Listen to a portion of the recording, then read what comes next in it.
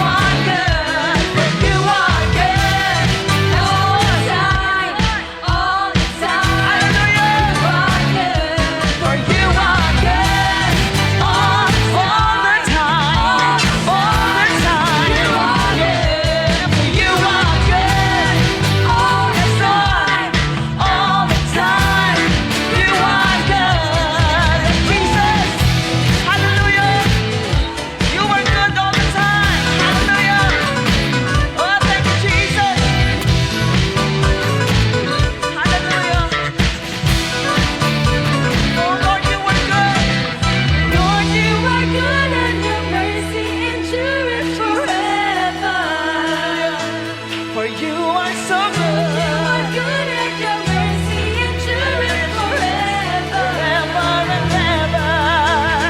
Lord, you are good and your mercy endureth forever. Oh Lord, you are good. You are good and your mercy endureth forever. People from generation from generation. Let us worship Jesus. Yes, Lord. Hallelujah, hallelujah, we Yes, worship you. For who you are. Let us worship. We worship you. Hallelujah. Hallelujah. You for who you are. For who you are. For who you are. You are good. Oh Lord Jesus, you are good all the time. Hallelujah. We will declare your goodness, your faithfulness, your love for us, Jesus. Hallelujah. Thank you, Jesus. Hallelujah. Praises to you, Lord. Praises to you, Jesus. Hallelujah. Hallelujah. Hallelujah.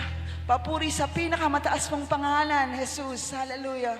Glory to God. Glory to Jesus.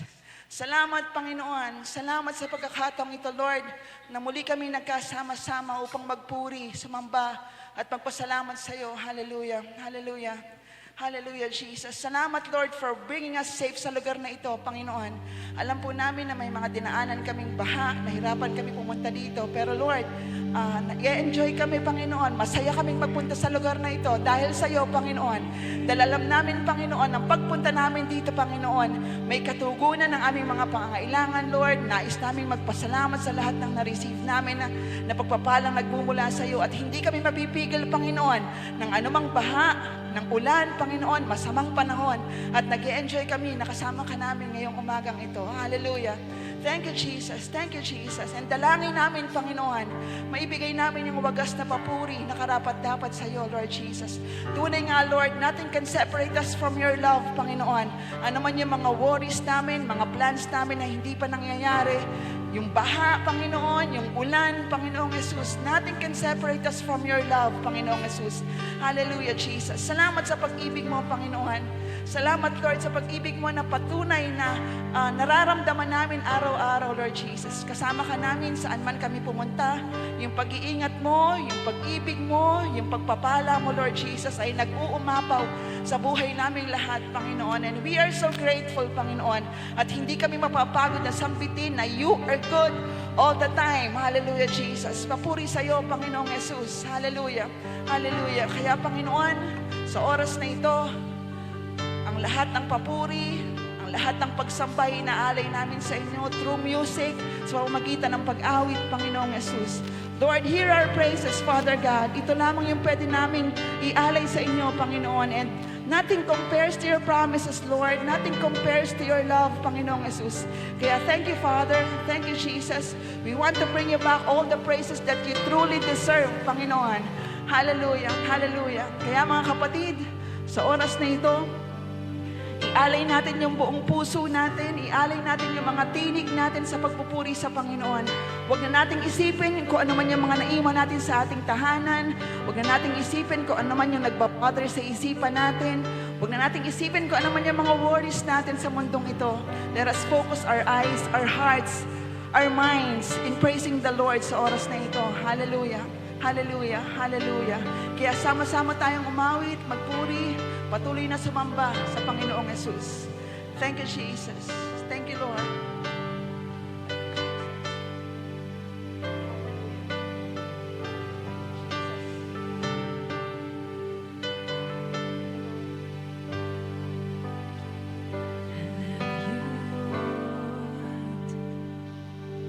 For your mercy never fails me, and all my days have been held in your hands. From the moment that I wake up until I lay my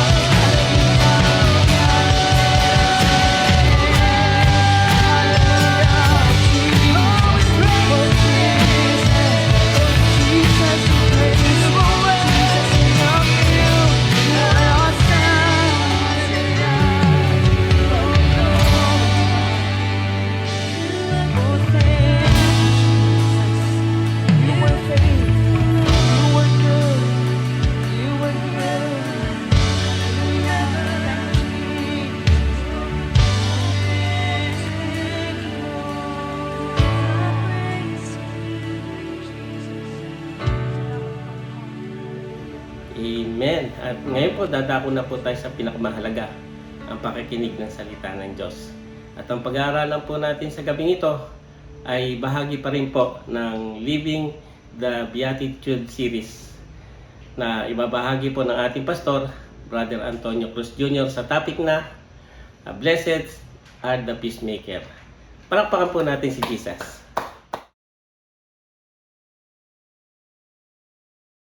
Isang mapagpalang gabi po sa ating lahat, mga kapatid. So nawa po ay tayo pong lahat ay nasa maayos na kalalagayan. Amen.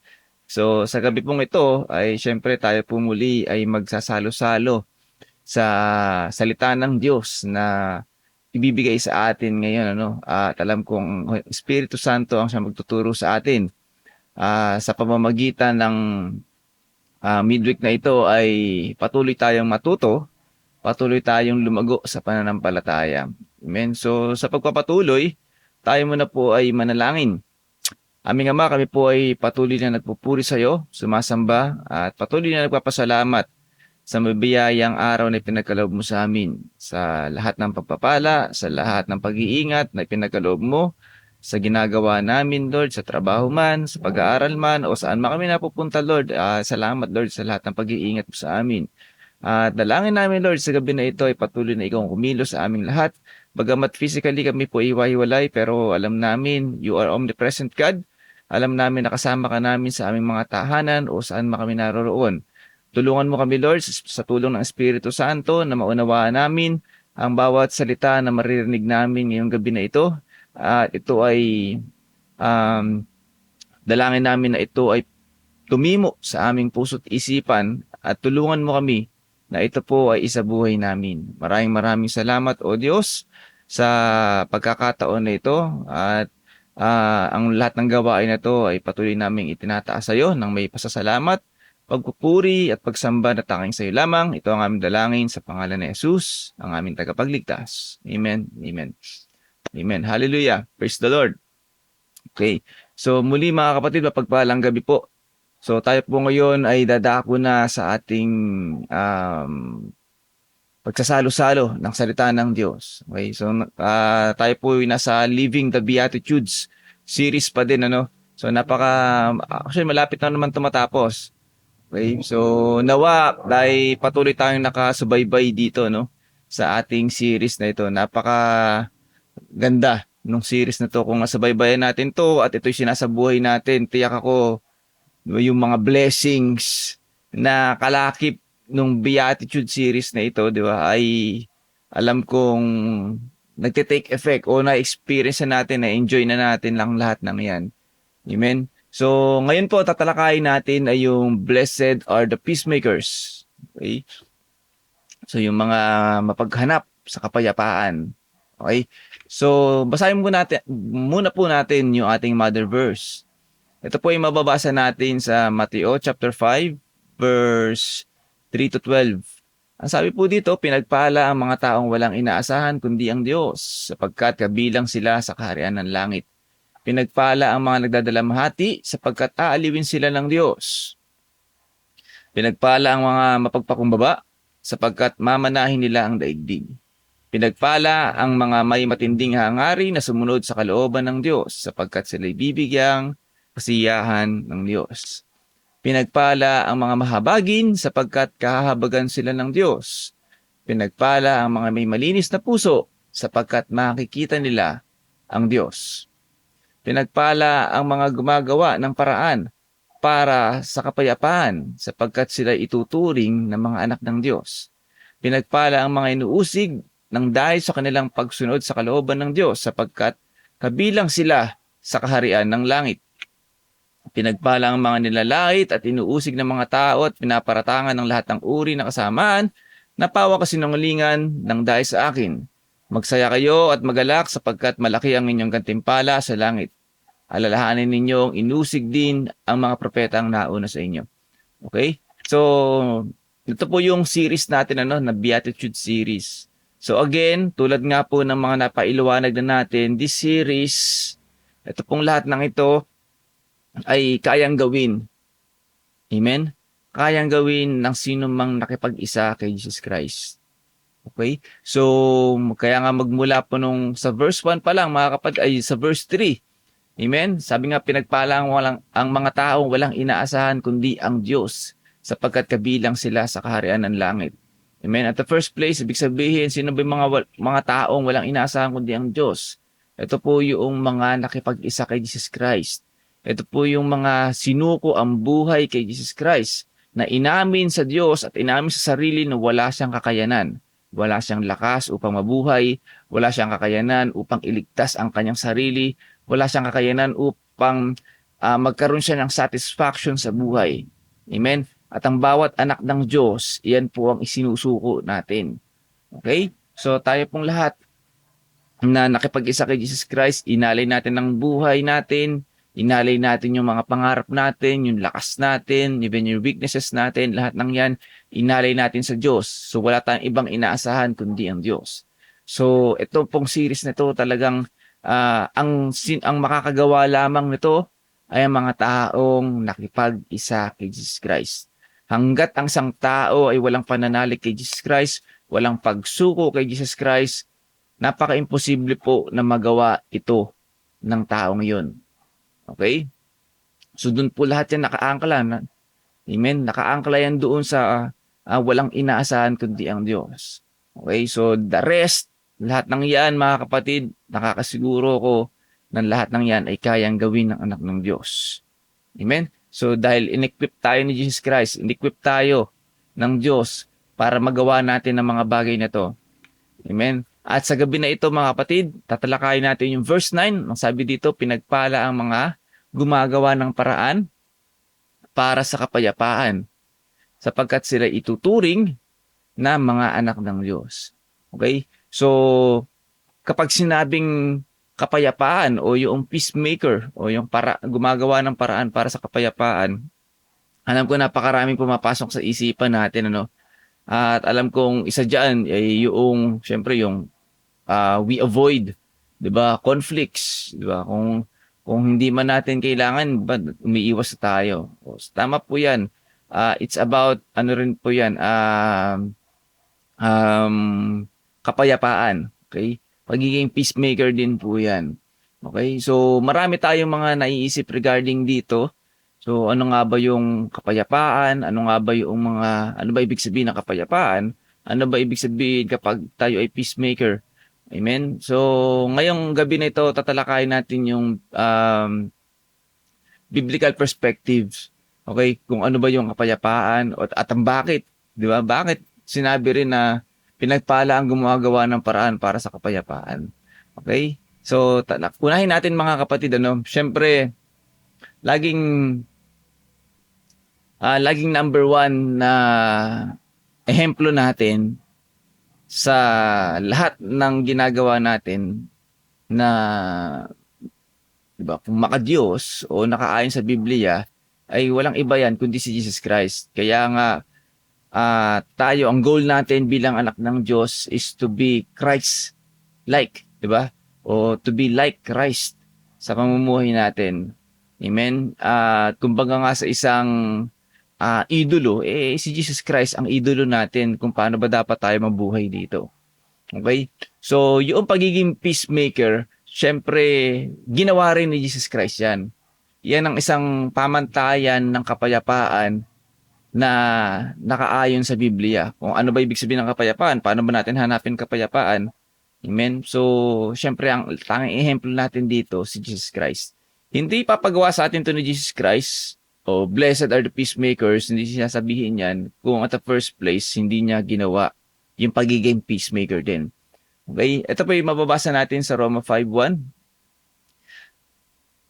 Sapagkat napawalang sala na tayo sa pamamagitan ng ating pananampalataya, mayroon na tayong mapayapang ugnayan sa Diyos sa pamamagitan ng ating Panginoong Hesukristo. Okay? So, unang-una, okay, tingnan natin yung ginawa ni Jesus Christ, na kumbaga naging peacemaker siya. From the beginning, 'di ba, nung nagsimula na pumasok ang kasalanan sa tao sa pamamagitan ni Adan at Eva. Okay? So nawalan ng kapayapaan. Nagkaroon ng conflict. 'Di ba? Nagkaroon ng conflict ang Diyos at ang tao. Amen? Yung ugnayan ng tao sa Diyos, nagkaroon ng barrier, yan. At yun na yung kasalanan. Amen? So, talaga namang, at dun sa conflict na yan, syempre, conflict nga eh. 'Di ba? Meron niyang disadvantages o meron niyang negative effect. Hindi sa Diyos, pero sa atin, sa tao. Okay, since nawala ang ugnayan, nalayo tayo sa Diyos, okay, yung sumpa ng kasalanan, naranasan natin yan. Amen? So, na-receive o naramdaman ng tao yung pagkalayo natin sa Diyos. Yung sumpa, yung hirap, amen? So, lahat ng yan, yung tipong parang ang layo-layo ng Diyos, amen? So, lahat ng yan ay dahil sa kasalanan.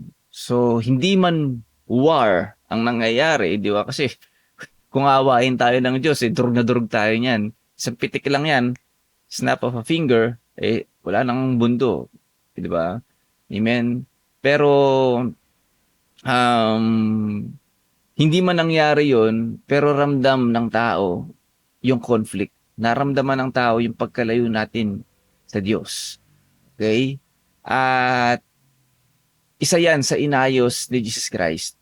Yung ugnayan natin sa Diyos. Okay?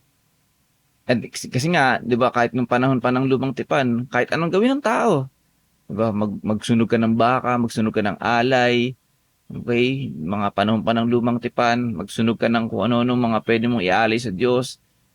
It's not enough, 'di ba? Kahit gumawa ng Diyos, ang tao ng paraan to reconcile sa Diyos ay hindi kaya. At ang tanging paraan lamang ng reconciliation ng tao sa Diyos ay sa pamamagitan ng pag-aalay ng isang buhay, ng isang dugo na walang bahid ng kasalanan. Amen? At iyon ay yung magiging kasapatan para sa katubusan ng ating kasalanan upang yung barrier na meron ang tao sa Diyos ay mawala. Instead of magkaroon ng barrier, magkaroon ng bridge. Amen. Kaya nga sabi sa kanyang salita, John 14:6, I am the way, the truth, and the life. So gumawa si Jesus Christ ng bridge para tayo po ay magkaroon ng reconciliation ulit sa Diyos. Amen? So dito mga kapatid, ginawa ni Jesus Christ, di ba, na magkaroon tayo ng peace. Magkaroon tayo ng mapayapang ugnayan muli sa Diyos. Amen? Okay? So ano pa po yung isang ginawa ni Jesus Christ regarding peace? Colossians chapter 1 verse 19 to 20. Sapagkat minarapat ng Diyos na ang buo niyang kalikasan ay manatili sa anak. At sa pamamagitan ng anak, niloob ng Diyos na ang lahat ng bagay, maging nasa langit o sa lupa, ay pagkasundo sa Kanya. Nakamtan ang kapayapaan sa pamamagitan ng dugo ng Kanyang anak na inalay sa krus. Amen? So dito mas detalyado, no, yung pagpapaliwanag tungkol dun sa ginawa ni Jesus Christ. Upang tayo nga po ay magkaroon ng kapayapaan. Magkaroon tayo ng kapayapaan sa Diyos. Amen? So, lahat daw nito, no, sa pamamagitan ng anak, niloob ng Diyos na ang lahat ng bagay, maging sa langit o sa lupa, ay ipagkasundo sa Kanya. Amen? Imagine this, mga kapatid, isa sa pinakikita rin dito ng verse na ito, sabi ko nga kanina, meron tayong conflict sa Diyos, pero never na ang Diyos. Doon sa conflict na yan, nagkasala ang tao, di ba? So, talagang deserve nating awayin ng Diyos di ba? Deserve nating tayo di ba, parusahan talaga. Pero, pinakikita rin dito, ang Diyos po ay talagang mapagpasensya din, di ba? Mahaba ang kanyang pasensya. And bukod doon mga kapatid, tayo na nga yung nagkasala, pero ang Diyos pa, niloob pa niya, okay, ng Diyos na mapagkasundo tayo sa pamamagitan ng kanyang anak. Amen? So, imagine niyo yung pag-ibig ng Diyos sa atin. Imagine niyo yung, di ba, yung patience ng Diyos sa atin, kung gaano niya tayo. Kaya ito, totoo yung, di ba, yung meaning talaga ng for God so loved the world, na hindi natin kayang sukatin kung gaano tayo kamahal ng Diyos. Amen? So kahit sino naman siguro sa atin, sa buhay natin dito sa mundo, sa tao, o sa perspektibo natin bilang tao, diba, napakahirap sa part natin na halimbawa, itong kapitbahay ko, may ginawang kasalanan sa akin, mabigat na kasalanan. And for the longest time, kahit bukod na, imbis na magsisi, dinadagdagan pa yung kasalanan sa akin. Okay? Amen? Pero, siguro, never kong gagawin, di ba? Na ako pa yung makikipag-ayos sa kanya. Amen? So, sa perspektibo ng tao, napakahirap nun. Nagkasala ka na nga, inulit-ulit mo pa, imbis na magsisi ka, paulit-ulit pa yung ginagawa mo, tapos ang gagawin ko pa, sasabihin ko sa anak ko, sabi ko, si Tuntun, puntahan mo yung kapitbahay. Humingi ng, ayusin mo yung gusot namin. Like, gumawa ka ng paraan para magkaayos kami. 'Di ba? Parang napakahirap na sa part ko, no? Tutusan ko pa yung anak ko. 'Di ba? Na 'di ba, parang siya pa yung gagawa ng paraan para sa gusot naming dalawa. So, 'di ba, parang ang hirap, imagine lang, napakahirap na, tapos i-turn mo pa into action, lalong mahirap. Okay? So, pero ginawa yan ng Diyos sa atin. Ganyan yung sitwasyon natin sa Diyos. Paulit-ulit tayong gumagawa ng kasalanan. Okay? Pero ang Diyos ang gumawa ng paraan upang tayo po ipagkasundo sa pamamagitan ng anak na walang iba kundi si Jesus Christ. Amen? So, sa paanong paraan? Para nga tayo po ay magkaroon ng kapayapaan sa Diyos. Amen? Para nga magkaroon tayo ng reconciliation sa Diyos. Amen? So, yun yung purpose. So, dito pa lang ginawa na ni Jesus Christ, ginawa ng Diyos din, magkaroon tayo ng reconciliation sa Kanya. Okay? Magkaroon tayo ng kapayapaan sa Kanya. Ano pa po yung ginawa ni Jesus Christ? Ephesians chapter 2, verse 14 to 15. Sapagkat si Kristo mismo ang nagbigay sa atin ng kapayapaan. Amen. Siya mismo. Dahil pinag-isa niya ang mga Hudyo at ang mga Hintil. Sa pamamagitan ng kanyang katawan, giniba niya ang pader ng alitan na naghihiwalay sa atin. Amen? So, dati rin, di ba, sa panahon din ng lumang tipan, merong ganyang conflict din. Di ba? Ito naman, tao sa tao. Kaya ang inayos ni Jesus Christ. So, nung panahon ng lumang tipan, syempre, ang tingin ng mga Israelita, sila ang chosen one. Diba? Sila ang chosen people. Sila ang mga bayang hinirang ng Diyos. Okay? At ang hindi kabilang sa bayan, diba, ibang lahi, diba, hindi yan dapat ini-entertain. Kumbaga nga, iba ang tingin diyan. Okay? Hindi yan saved. Hindi yan ligtas. Okay? So, nagkakaroon ng, anong tawag dito? Nagkakaroon ng, anong tawag dun sa term na yun? Discrimination ba? Parang ganun. Okay? So, syempre, sa haba ng panahon ng lumang tipan, ganun ang tingin. Okay? Pero, nung pumasok na ang bagong tipan sa pamamagitan ni Jesus Christ, hindi na lang ang mga Israelita. Okay? Hindi na lang mga Israelita ang binigyan ng pagkakataon o ng pag-asa upang maligtas. Okay? Kaya nga si Jesus Christ narito, kaya nabuo ang bagong tipan para ang sino mang sumampalataya kay Jesus Christ, maging hintil man yan, o Griego, o Hudyo, anumang lahi, okay? Sila po ay magkaroon ng iisang katawan. Amen? Magkaroon ng pagkakaisa. Okay? So, yun din yung dinulot ng kapayapaan na ginawa ni Jesus Christ sa atin. So, sa perspektibo rin ng tao, pinakikita rin dito mga kapatid, yung reconciliation ng Hintil at ng mga Hudyo. Okay? Na magkaroon ng pagkakaisa, magkakaroon ng pagkakabati. Kumbaga nga, parang gano'n, ano? So, dito ginawa rin ni Jesus Christ yung bagay na yan. Okay? So, hindi gusto ni Jesus Christ na para bang kung sino lang yung akin, kung sino lang yung ligtas, kung sino lang yung chosen people, kung sino na nananampalataya sa Kanya, yun lang yung bati niya. Parang ganun, no? Pero tinuturuan din tayo rito na hindi, huwag niyo ituring na kaaway ang hindi inyo. O hindi niyo kapatid, o hindi kapwa mananampalataya, o kaiba ng paniniwala. Okay? Amen? So, tinuturuan din dito tayo ng Jesus Christ na hindi ganun ang si Jesus Christ. Okay? Ano man ang lahi, ano man ang paniniwala, ano man ang relihiyon, o ano man ang sekta, ano man ang pananampalatayang nakagisnan o pananiniwalaan, hindi dapat magkaroon ng hidwaan. Amen? Kasi dito, Hudyo at ang mga Hintil, binigyan ng kapayapaan ni Jesus Christ.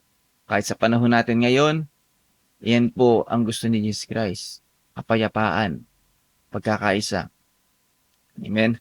So, hindi pro si Jesus Christ, diba, nagkaroon ng alitan dahil lang sa simpleng paniniwala o magkakaiba ng pananampalataya. Okay? So, amen? So, tayo po, si Jesus Christ dito, pinagkakaisa niya ang lahat ng tao. Okay? Ano mang paniniwala, ano mang lahi. Amen? Kaya nga sinabi rin dito ni Jesus Christ, 1 chapter 14:27, kapayapaan ang iniiwan ko sa inyo. Okay? Kapayapaan ang iniiwan ko sa inyo. Ang aking kapayapaan ang ibinibigay ko sa inyo. Hindi ito katulad ng kapayapaan ang ibinibigay ng mundo. Huwag mabagabag inyong kalooban at huwag kayong matakot. So, kapayapaan daw ang iniiwan sa atin. So, yung kapayapaan na to, yung diniscuss natin a while ago, di ba? Kung paanong nireconcile tayo ni Jesus Christ sa Diyos, kung paano niyang ginawa na lahat, kung paano ginawa ng Diyos na sa pamamagitan ni Jesus Christ ay magkaroon tayo ng magandang ugnayang muli sa Kanya. At gayon din, yung kapayapaan na ito ay maranasan din ng tao. Okay? Ano man lahi, ano man paniniwala, ano man pananampalataya. Amen? Tulad ng ginawa ni Jesus Christ, Hudyo at Hentil, pinagkaisa. Yan po yung kapayapaang iniiwan sa atin. So sabi nga, hindi ito yung katulad ng kapayapaang binibigay ng mundo. Kasi tanggapin natin, ang kapayapaang binibigay ng mundo, selfish din yan eh. Okay? Selfish yan. Laging meron parang sariling interest yan. Amen? Makikipagkapayapaan ako dito kasi, halimbawa, di ba, sa perspektibo na lang natin, okay, o sa perspektibo ng tao, ano bang pakinabang ko kung makipagkapayapaan ako diyan, di ba? Minsan tinitingnan natin, argabyado tayo diyan eh. Sige, makipag-peace na tayo diyan. Kahit sa loob mo, puno ka ng galit, pero bibigyan mo yung kapayapaan, para lang hindi ka, kasi alam mong malulugi ka, alam mong talo ka, kaya sinusuko mo. Pero deep in your heart, 'di ba? May galit ka pa din. Meron ka pa rin plano na kapag lumakas ako, kapag lumakas, yumaman ako, etc., etc., makakaganti rin ako sa iyo. Amen. So ganyan ang tao eh. 'Di ba? Kahit sa mga bansa sa bansa, sino ba kinakampihan kadalasan? Sino yung matatag? O sino yung malakas? Doon tayo. Okay? Amen. So, kadalasan ang kapayapaan dito sa mundo, bias. May pansariling interest. Okay? Yan yung ayaw ng Diyos. Hindi yan yung kapayapaang ibinibigay sa atin. Ang kapayapaang ibinibigay sa atin ng Diyos, unselfish. Amen? Sincere. May pag-ibig. Okay? So, yan po yung iniiwan sa atin. Kaya nga sinabi sa atin sa Matthew 5, itong topic natin, blessed are the peacemakers. Amen? Kasi tayo nakaranas ng peace na binigay ni Jesus Christ. Binigay na yung example sa atin. So, since naranasan natin yung kapayapaang ibinigay sa atin, yan din yung kapayapaan ikakalat natin, ipapadama natin sa tao. Okay? So, sabi nga, kapag sinabing peacemaker, hindi lang ito you are avoiding conflicts. Okay? Tama naman. Hindi dapat talaga tayo isa sa ano yan, hindi lang dapat din na uma-avoid tayo o umiiwas tayo sa conflicts. Tama po yun mga kapatid, ano? So at the first place, personally o individually, dapat talaga, kung alam nating magkakagulo lang, alam nating tayo po ay magkakaroon lang ng conflict, di ba? It's better na um, kumalma muna, tumahimik, amen, at iasas ang lahat para o to avoid major conflicts. Okay, so tama po yun. Pero, hindi lang daw yun yung ibig sabihin ng peacemaker. So, ibig sabihin ng peacemaker, ano to active to, na may ginagawa ka to reconcile broken relationships o between individuals o sa communities natin o doon sa pwede ring humanities sa God and o human sa Diyos o yung man sa Diyos tulad ng ginawa ni Jesus Christ sa atin. Amen? So, kasama pala yun. At ba, may kilala tayong tao na nalayo talaga sa Diyos. May galit siya sa Diyos dahil sa mga nangyari. Okay? So, peacemaker, 'di ba? Isa rin para sa gawain natin, 'di ba? To reconcile yung taong 'yon sa Diyos. Okay? Ipaliwanag natin yung mga nangyari o kung ano man yung wisdom sa atin ng Diyos kung paano natin mare-reconcile. Isa rin pala tayo sa mga tools, 'di ba? Para ma-reconcile natin ang taong nalayo sa Diyos upang malapit siyang muli sa Diyos. Amen? Peacemaker. Amen? So kasama 'yon mga kapatid, ano? Bukod dun sa merong mga conflict, pag-aayusin natin. Okay? So kapag sinabi rin palang peacemaker o ikaw ay talagang peacemaker, nire-reflect mo din siyempre ang Diyos, yung karakter ng Diyos. Kaya sabi nga natin, since ipinigay sa atin ni Jesus Christ kung ano ibig sabihin ng pagiging peacemaker, okay? So, yun din yung gagawin natin. Yan ang Christ-likeness kung tawagin, di ba? So, dapat nakikita sa atin yan. At kaya nga siguro sinabi na ikaw ay yung kasabihan na, uy, Kristiyano ka, no? Kristiyano ka pala. Okay, kaya ka pala talagang hindi ka nakikipag-conflict, hindi ka nakikipag-away, pinag-aayos mo yung mga kapatid na o mga katrabaho mo, ganyan, etc., etc. Kristiyano ka pala. Okay? So, kaya pala sinabi di ba, sa kanyang salita, blessed are the peacemakers, dahil tatawagin silang mga anak ng Diyos. So, kasi nga, ang Jesus Christ, isa sa identity niya is peacemaker.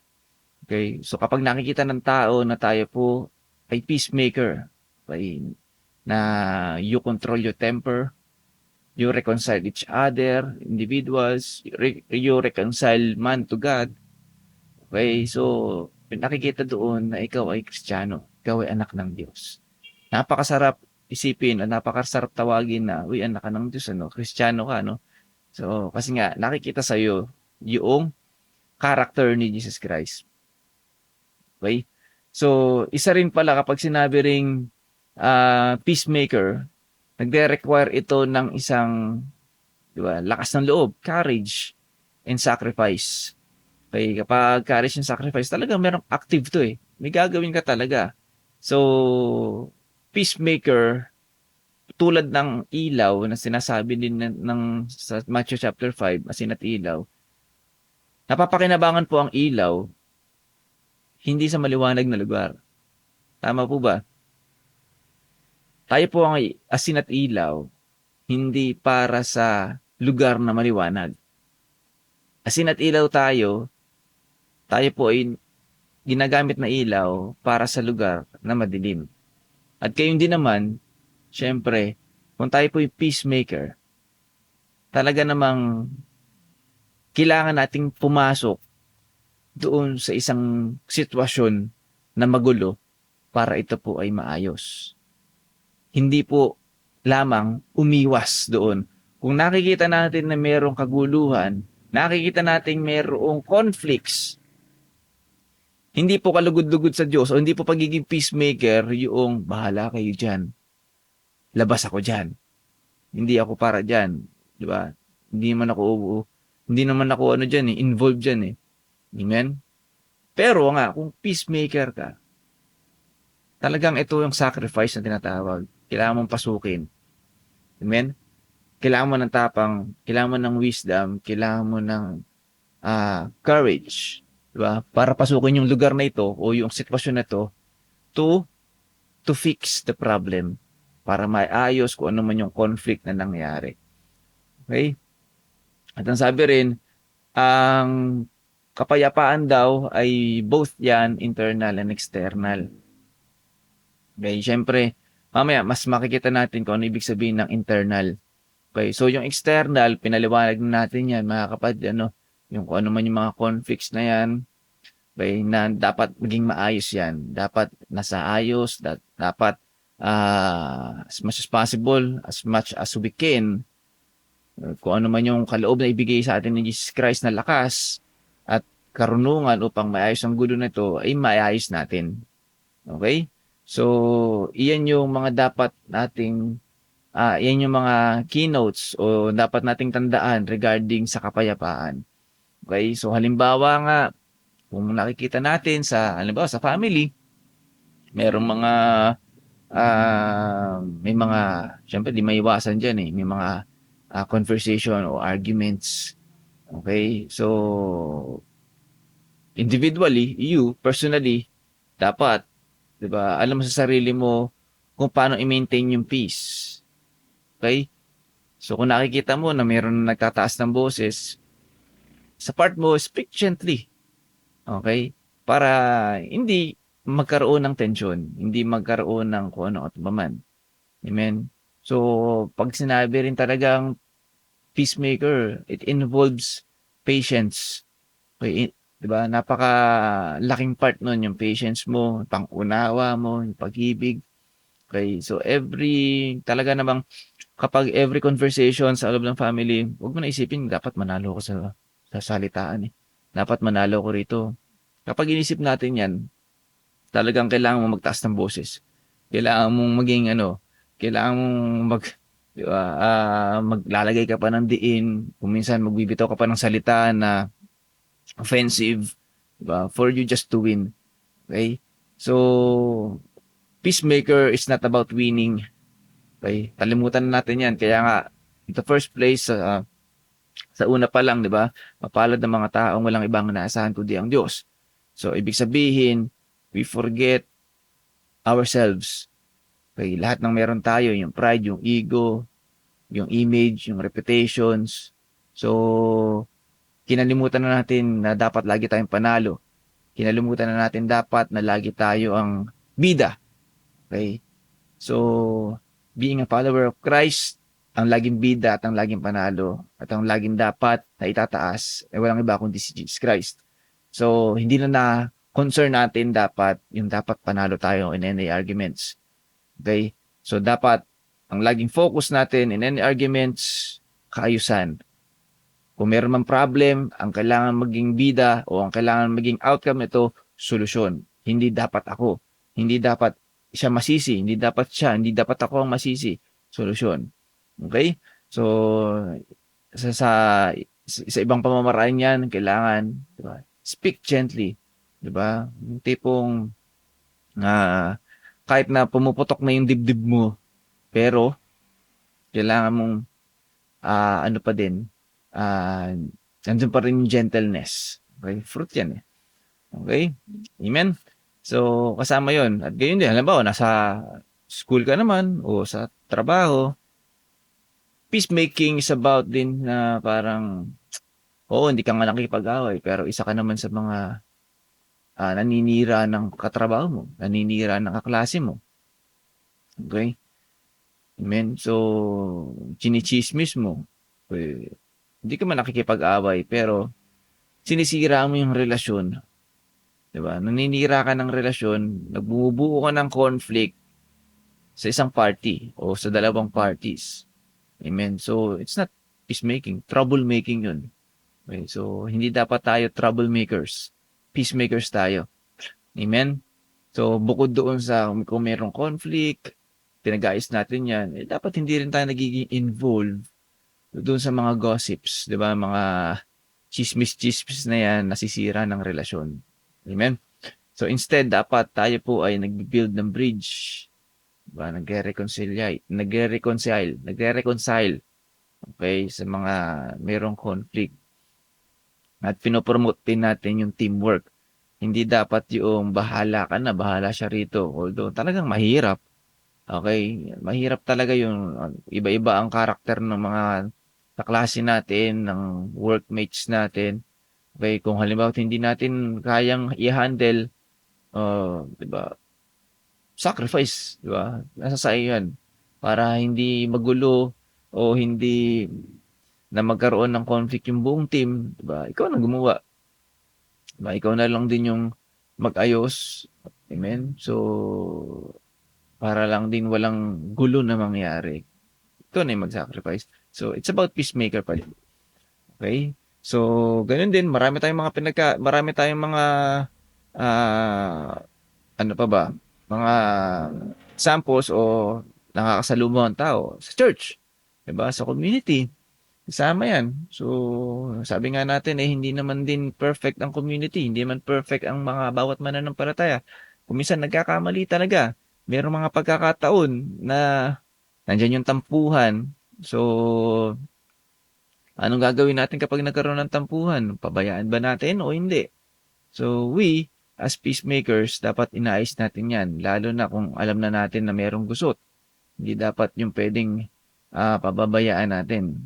Okay? So, nandun din sa sa mga kasalamuhan natin sa lipunan natin, sa mga tao, ganyan. So, let's promote justice din. So, wag nating i-judge din ang isang tao na, halimbawa, hindi natin kilala. I-judge natin sila based on their appearance. Diba? Parang, ikaw, ganito ka. Ganito ka lang naman. So, iibahin natin yung pakikitungo sa kanya. Doon sa pakikitungo natin doon sa medyo sosyalin ng pormahan. So, hindi po, no? So, ano rin yun, nagkakaroon din tayo ng conflict pagdating doon. So, hindi po ganun pinakita sa atin ni Jesus Christ. Amen? Sabi nga, even the Israelites ang sinasabi na chosen people, pero hindi naman tiningnan ng Diyos ng mga hintil na mabababa. Okay? Instead, nireconcile niya yung dalawa. Amen? Okay? So, ano pa po yung mga sinasabi ng Biblia sa atin para ma-promote natin o isabuhay natin yung pagiging peacemaker natin? Sabi nga rito mga awit, chapter 24, verse 14, mabuti ang gawit, masamay layuan. Pagsikapang kamtin ang kapayapaan.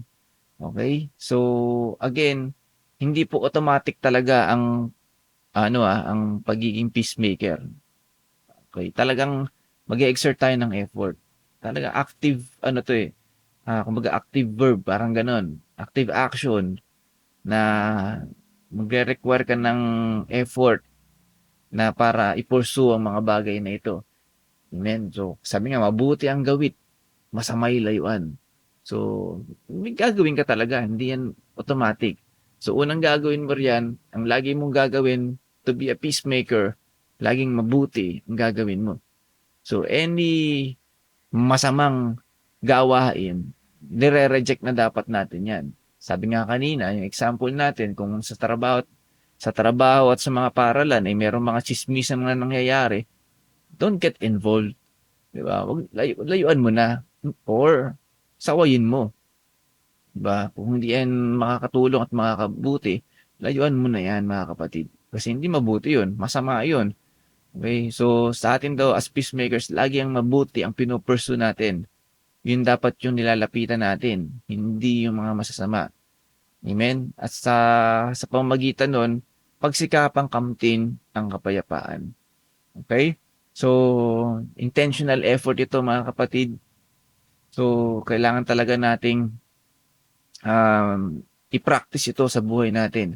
So, kasama dito sa kapayapaan yung humility, diba? Kasama dyan yun. So, person nun para ikaw hindi ka ma-involve in the conflict, hindi ka ma-involve doon sa 'di ba, sa anumang gusot. So, kailangan kasama talaga yung humility diyan, pagpapakumbaba. Kaya nga sabi ko kanina, hindi na natin kailangan o hindi na usapin dito dapat ikaw yung panalo, ikaw yung bida, ikaw yung wala na. Sinuko na natin sa Diyos 'yan. Ang Diyos ang bida sa atin. Ang Diyos na ang laging panalo sa atin. Okay? Ang Diyos na ang laging dapat nalulugod, hindi tayo. Okay? So kalakip 'yun kapag sinabi nating pagsikapang kamtin ng kapayapaan.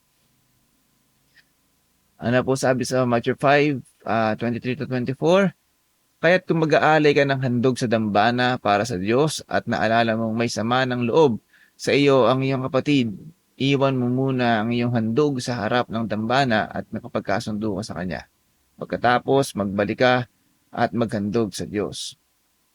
Okay? So, dito naman mga kapatid, pinakikita sa atin dito um, yung internal peace kung tawagin. Okay? So, syempre, alam naman natin mga kapatid, kung alam nating merong sama ng loob yung kapwa natin, di ba? Napakahirap. Napakahirap ano yan eh. Napakahirap din sa kalooban natin yan. Wala kang peace. Di ba? May bigat na kalooban ka. Di ba? Meron kang sama ng loob. Okay? So, hindi rin pala nakakabuti yan. Hindi rin gusto ng Diyos yan. Kaya nga, pinalawanan dito, no? Kung maghahandog ka man sa dambana, magpupuri ka, magpipraise ka, okay? Kung alam ng Diyos na meron kang sama ng loob dyan, ay hindi rin pala nalulugod ang Diyos. Okay? So, ang paliwanag sa atin, sinasabi sa atin, umuwi ka, iwan mo muna yan, ang handog mo, kapagbati ka, saka ka sumunod sa akin. So, ano yung lesson dito, mga kapatid? Okay? Ano yung lesson dito? So, pinakikita rito na mas importante pa din sa Diyos. 'Di ba? Yung ikaw ay wala yung sama ng loob mo, yung broken relationship mo ay maiayos. Mas importante pa din kaysa yung bang handog na ibibigay natin. Mas nalulugod pa din ang Diyos doon. Okay? So, internal peace to. Amen? So, ano man yung gagawin natin, mawala yung sama ng loob. Okay? Although sabihin natin napakalalim, napakahirap, amen, hindi naman natin maluloko ang Diyos eh. Amen, kung tuntunay na gusto talaga nating makipagkasundo, kung ayaw lang din yan, at nakikita naman niya sa puso natin na gusto natin, diba, hindi natin maluloko ang Diyos eh.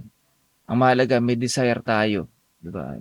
Kung ayaw makipagkasundo sa atin ng tao ng yun, yung taong yun, sige, okay lang, but at least in your part, you've done your part, diba?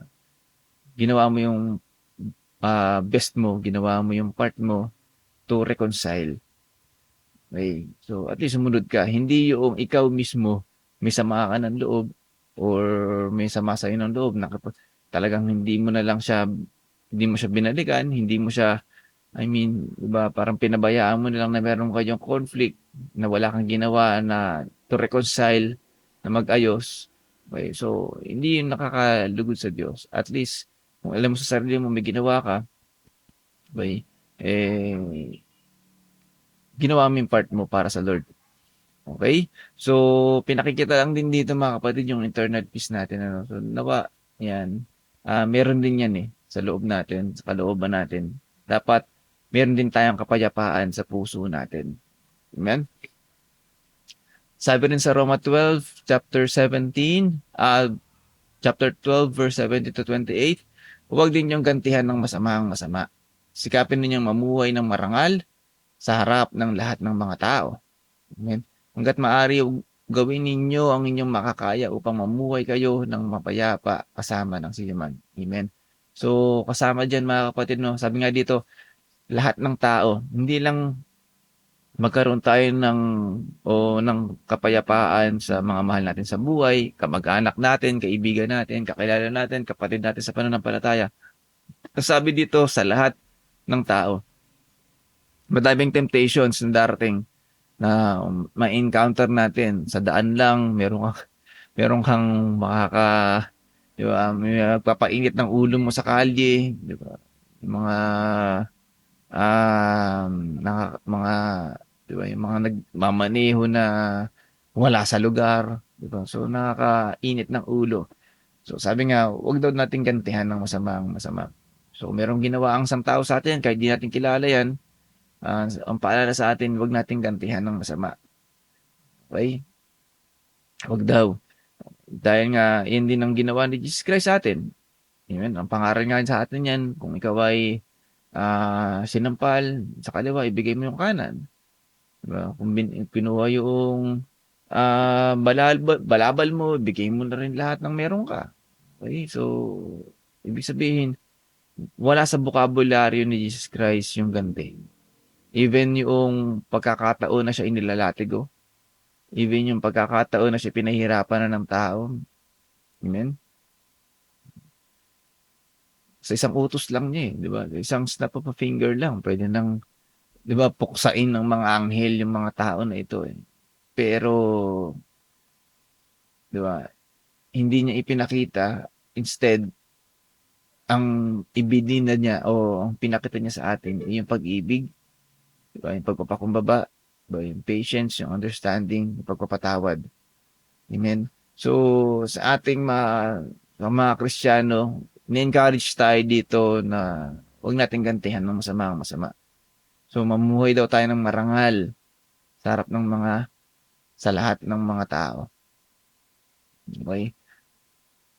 So, sabi nga rin dito, hangga't maaari, gawin ninyo ang inyong makakaya. So, as much as possible, gawin daw natin yung makakaya natin upang mamuhay kayo ng mapayapa kasama ng sino man. Amen? So, may mga kasalamuha tayo na talagang annoying. Di ba? Mayabang, papanginis, yung mga walang pakialam, irresponsable, diba? Et cetera, et cetera. Lahat na, name it, lahat na ng mga karakter o qualifications o mga ugali ng tao na nakakaasar. Diba? Marami tayong mga kasalamuhang ganyan. Sabi nga, gawin daw natin yung makakaya natin upang mamuhay kayo ng payapa kasama ang sinuman. Amen. Kasi we promote peace. We promote Jesus Christ. Ang pinakikita natin kapag tayo po ay pinupurso natin ng peace, pinakikita natin dito si Jesus Christ. Amen. Okay. At kasama dyan yung wag daw nating gantihan ng masama. Okay. As much as possible. Okay. Sabi nga natin, kung ano man yung magagawa natin, gawin natin. Alam nyo, sa pagkakataon na to, may mga kasalumuha tayo ng mga tao na nakakabusi talaga. Diba, nakakainis talaga. Hindi naman natin kayang kontrolin yung i-action nila eh. Alam niyo yung kayang kontrolin natin yung i-action natin. Diba? Yung response natin. Yun lang kaya natin i-control. Okay? So,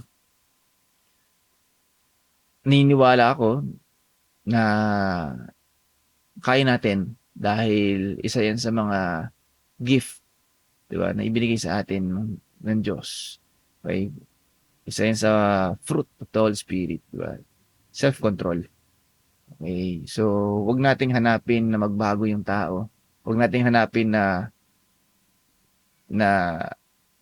hindi pa rin siya nagbabago, ganun pa rin siya, hindi. Okay, kung yun talaga siya, hindi natin pwedeng expect ang isang tao na mabago kung wala siyang relasyon sa Diyos. Pero kung ikaw na may relasyon sa Diyos, alam mo kung paano ka mag-react. Amen? Alam mo kung paano ka mag-respond. Amen? So, yun yung kaya natin kontrolin. Okay? So, doon tayo. Responsable tayo doon sa kung ano yung magiging actions natin. Amen? At nawa, sa actions natin, we pursue peace. Amen? Amen. So sabi po sa Filipos 4:6-7, huwag kayang mabalisa tungkol sa anumang bagay. Sa halip, hingin ninyo sa Diyos ang lahat ng inyong kailangan sa pamamagitan ng panalangin may pasasalamat. At ang kapayapaan ng Diyos na hindi kayang maunawaan ng tao, ang siyang mag-iingat sa inyong puso at pag-iisip dahil sa inyong pakikipag-isa. Okay? Kristo Jesus. So, isa rin to, no? Kasama rin to sa mga sinasabi nating internal peace. Okay? So, alam ko sa buhay din natin, okay, kailangan din natin talaga ng kapayapaan sa kalooban natin. At isa sa mga nagpapagulo ng isipan natin, yung mga kabalisahan natin, diba? Yung mga bagay na kakulangan natin dito sa mundo, no? Mga bagay na, ano ba, yung mga bills, yung mga problema, yung mga pagsubok, okay? Kung ano man yung mga nagbibigay sa atin ng mga alalahanin dito. Every time natin iniisip natin 'yan, parang ang gulo-gulo na ng isip natin, 'di ba? Parang nawawala yung peace natin. So, isa rin 'yan sa dapat din nating i-deal. So, paano raw tayo magkakaroon ng kapayapaan dito? Sabi rito, sa halip, hingin ninyo sa Diyos ang lahat ng inyong kailangan sa pamamagitan ng panalangin, may pasasalamat. Kung naguguluhan ka, kung nahihirapan kang isipin, kung nahihirapan ka kung ano yung dapat mong unahin, amen. Sabi rito, manalangin ka ng may pasasalamat. Amen. Okay? So, dahil nga yung kapayapaan ng Diyos, hindi maunawaan ng tao siya mag-iingat sa inyong puso at pag-iisip. Okay? So, yung kapayapaan ng Diyos, hindi man agad sumagot, hindi man agad, hindi man agad, di ba, makita natin yung kilos ng Diyos doon sa mga bagay na kinababalisahan natin.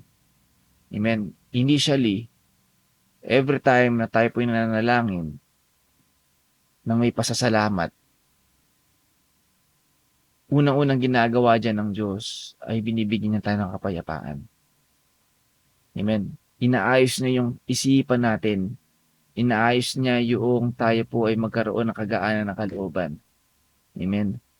Na magkaroon tayo ng pagtitiwala at pag-asa muli na anuman tong pagsubok na ito, anuman yung mga circumstances na kinapapalooban natin, alam natin may katagumpayan ito dahil naitaas na natin ito sa Diyos.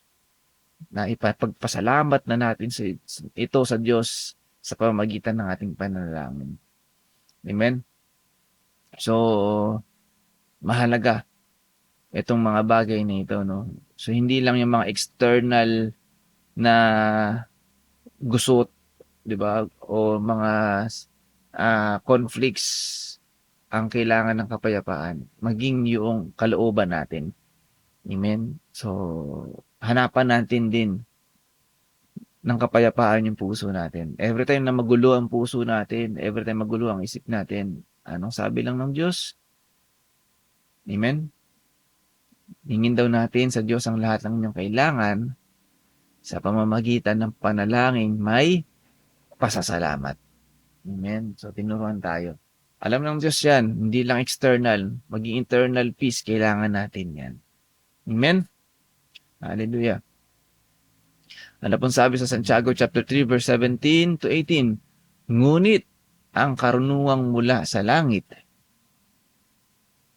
una sa lahat ay malinis, mapayapa, maamo, mapagbigay, puno ng awa, masaganang namumunga ng mabubuting gawa, hindi nagtatangi at hindi nagkukunwari. Namumunga ng katwiran ng binhi ng kapayapaang itinatanim ng taong maibigin sa kapayapaan. Okay? So, last dito, ang pinakikita lang sa atin dito mga kapatid, no? Ano ba yung mga attributes na dapat mayroon tayo para maipursu natin yung kapayapaan sa lahat ng oras, saan man lugar, kanino namang tao, anumang sitwasyon. Amen? So, sabi nga, ngunit ang karunungan mula sa langit, una sa lahat, sabi rito, may malinis, okay? Mapayapa, maamo, mapagbigay, puno ng awa, masaganang namumunga ng mabuting gawa at hindi nagtatangi at hindi nagkukunwari. Amen? So lahat ng ito is a gift from God mula sa langit na kailangan nating itaas sa Diyos, na kailangan nating hilingin sa Diyos na magkaroon tayo nito. Amen? Kasi pag nagkaroon tayo nito, ngayon, sabi nga rito, namumunga ng katwiran ng binhi ng kapayapaang itinanim ng taong maibigin sa kapayapaan. So, ang taong maibigin sa kapayapaan, ito po yung mga attributes na meron yan. So, kung wala pa tayo nito, let's pray for it. Hilingin natin sa Diyos for us to be peacemakers. Na para sa lahat ng pagkakataon, saan mang lugar, maging peacemaker tayo. Okay? Pagpapakumbaba, yung puno ng awa, yung willing to listen. Okay? Importante yan mga kapatid. Kasi nga, being a peacemaker, hindi lang yan yung marami kang ipapaliwanag. Diba? Marami kang sasabihin. Alam nyo, being a peacemaker, unang-unang dyan, dapat sanay tayong makinig. Amen? Kung sanay tayong makinig, maunawaan natin mga bagay. Kadalasan kasi, kaya hindi nagkakaayos, kasi everybody wants, di ba, i-point out kung ano yung sa loobin mo eh. Nakakalimutan nating makinig. Kasi nilalabas agad natin kung ano yung nasa looban natin. Kung galit yan, nilalabas agad natin. Kung inis yan, nilalabas agad natin through words. Okay? And we forget to listen. Amen? So, being peacemaker, dapat willing to listen tayo. Ba, alaman natin kung ano yung nangyayari. Pakinggan natin kung ano yung nangyayari.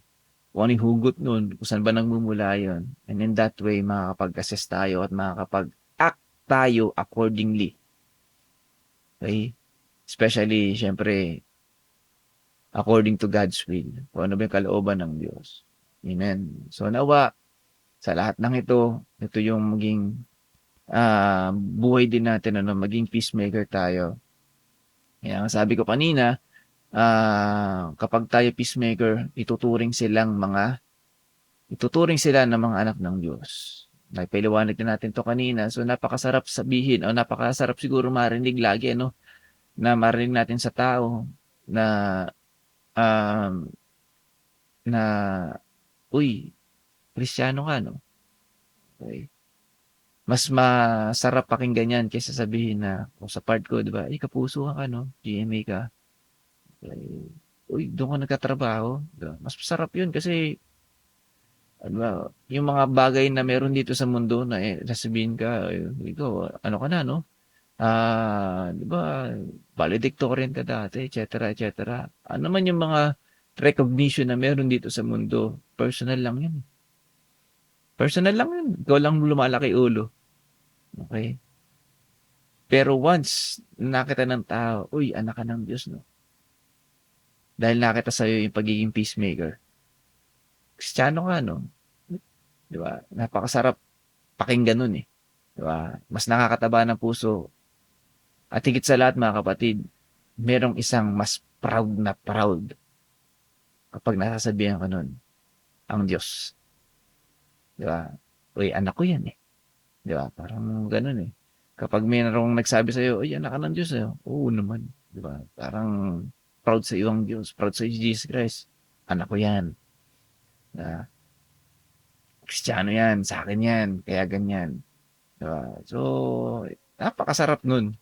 Diba? No, na alam mo sa sarili mo na sa buhay mo, diba, merong Diyos na nabibigyan mo ng kaluguran.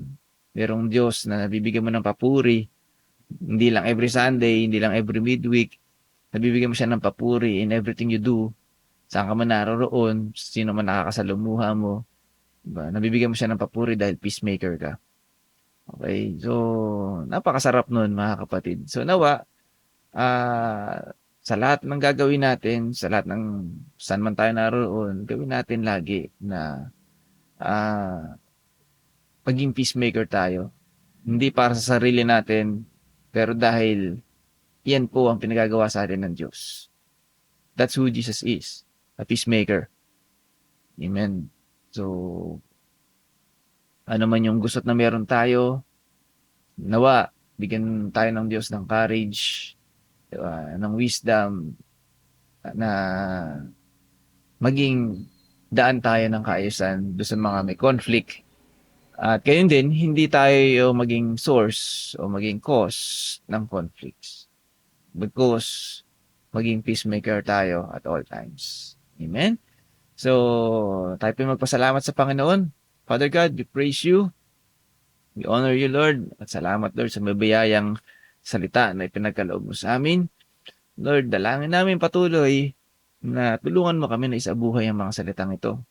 Gawin mo kaming mga peacemakers, hindi lang sa aming pamilya, hindi lang sa school o sa work, hindi lang sa community na meron kami sa lingkod, maging sa lahat ng mga taong makakasalumuhan namin, ay maging daloy kami ng kapayapaan at makita sa amin yung pagiging anak ng Diyos dahil kami po ay mga peacemakers. Maraming salamat, Lord, sa opportunity na pinagkakaloob mo sa amin upang matuto. Lord, we look forward, Lord, sa mga situations na ipapahintulot mo para kami po ay gamitin mo para sa kapayapaan.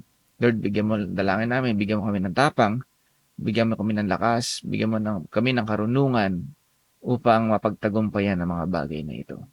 Lord, maraming salamat at dalangin ko rin, Lord, na patuloy mong hubugin ang puso ng bawat isang nakakapakinig ngayon, ang mga kapatid ko sa lingkod, ang lahat po ng mga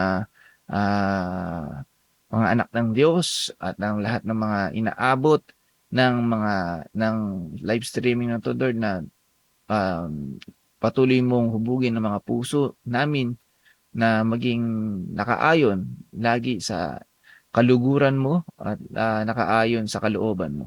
Maraming salamat, O Diyos. At nawa sa bawat araw, patuloy mo kaming gamitin para sa iyong kaluwalhatian. Ang lahat ng ito ay dalangin namin sa pangalan ni Jesus na aming tagapagligtas. Amen and amen. Muli po, mapagpalang gabi po sa ating lahat at patuloy po tayong maging pagpapala sa bawat isa. God bless po. Amen. Palakpakan po natin ang Panginoon. Nawa po ay napagpala ang bawat isa sa Word of God na ating pong napakinggan. At maging bahagi na rin po ng pang-araw-araw nating buhay ito. At patuloy pa rin po ang gawain ng lingkod.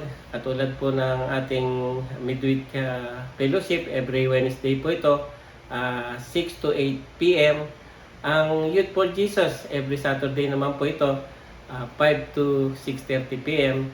At syempre po ang ating pong Sunday fellowship, 2 session po. 9 to 11 a.m. at 2 to 4 p.m. Amen. At muli po marami pong salamat sa Panginoon at lagi po tayong manapik sa salita ng Diyos. At ang tema po natin, pastor natin, mahal natin. Ang community po natin ang lingkod, mahal natin. Siyempre po ang pamilya natin, mahal natin. It's all about grace, it's all about Jesus. At sabay-sabay po nating bigkasin ang tema ng taon, ako ay para kay Kristo, kasama ng lingkod na hahayo. Maraming po salamat. God bless us all.